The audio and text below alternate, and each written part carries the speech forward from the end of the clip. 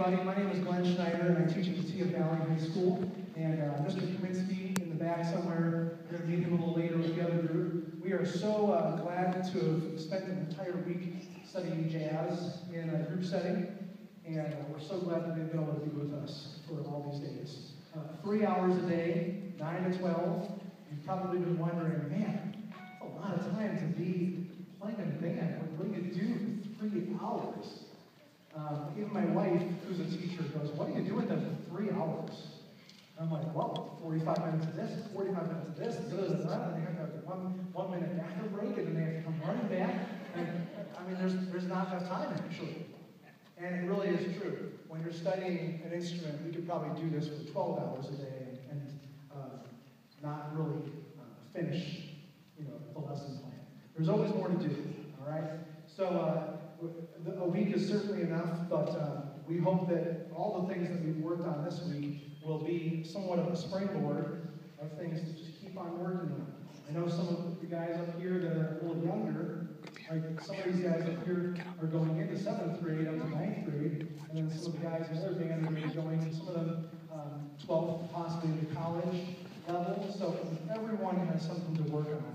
And I think that we've fairly been able to follow and challenge everybody along the way, every single student in the jazz camp, all right? So this group up here is going to play 4 selections for you, as you can see. And I just wanted to do a little bit of explaining before we get going here. The first piece and the last piece are what are considered big band jazz. So when you think of Glenn Miller, Tommy Dorsey, those kinds of big bands from the 40s, maybe the 50s, that's what those kinds of charts are going to be.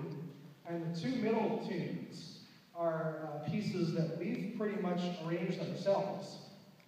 And when people say jazz is creative, who's ever heard that? Jazz is creative. Yeah. Who's ever heard that? Yeah, it's not. Okay?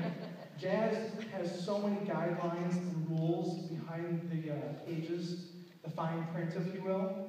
And we had to learn a lot about all the background and the blueprints to put a piece of music together in order to come up with our own creative version.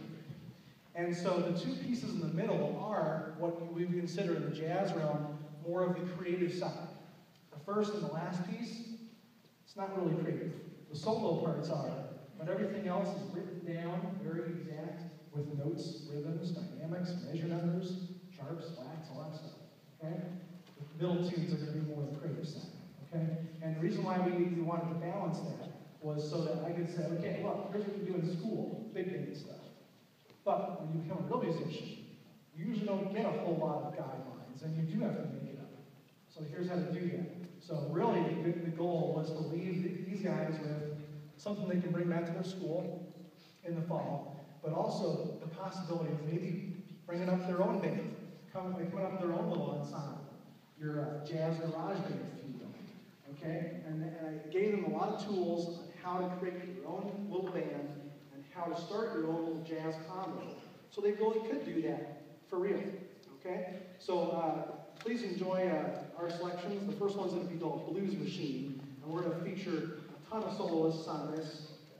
I'll announce them after, but I got to get up here so I'm organized. So enjoy Blues Machine.